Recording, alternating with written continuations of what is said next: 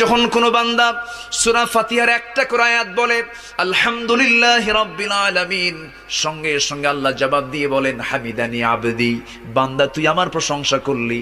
আর রহমানির রহিম যখন বলে আল্লাহ বলেন আসনা আলাইয়া আবদি।